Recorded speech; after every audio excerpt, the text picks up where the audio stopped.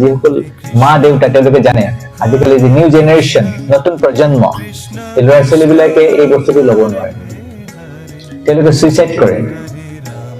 বহুত স্কুল কলেজৰ ষ্টুডেণ্ট বিলাক যে পঢ়িবলৈ যায় তেওঁলোকে কি কৰে আজিকালি সুইচাইড আত্মহত্যা কৰে। জাপান চাপান এইবিলাক দেশত বিদেশত আগতে বেছি আছিল, লাহে লাহে ভাৰতলৈ আহিছে। শিক্ষা ব্যৱস্থাটো যদি একেই হয় সেইকাৰণে এইবিলাক বস্তু বাঢ়িছে।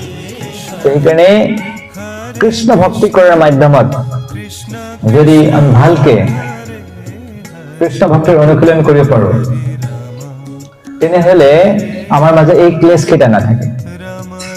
যি ভগৱানৰ ভক্ত হব, ভগৱানৰ কথা মতে জীৱনটো ব্যতীত কৰিব, শাস্ত্ৰৰ কথা মানি চলিব, আমাৰ জীৱনৰ যি মেনুৱেল এই শাস্ত্ৰ গীতা ভাগৱত যিসকলে পালন কৰে তেখেতসকলে কেতিয়া এইবিলাক কাম কৰিব নোৱাৰে, কাৰণ এইবিলাক ভগৱানে অনুমতি দিয়া নাই।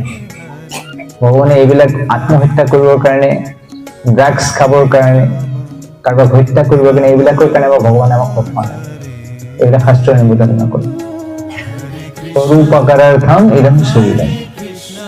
এই শৰীৰটোৰ মানে হৈছে আমি সদায় আনৰ কাৰণে কিবা ভাল কৰাৰ কাৰণে চিন্তা কৰিম, সেইকাৰণে এইটো মনুষ্য শৰীৰ।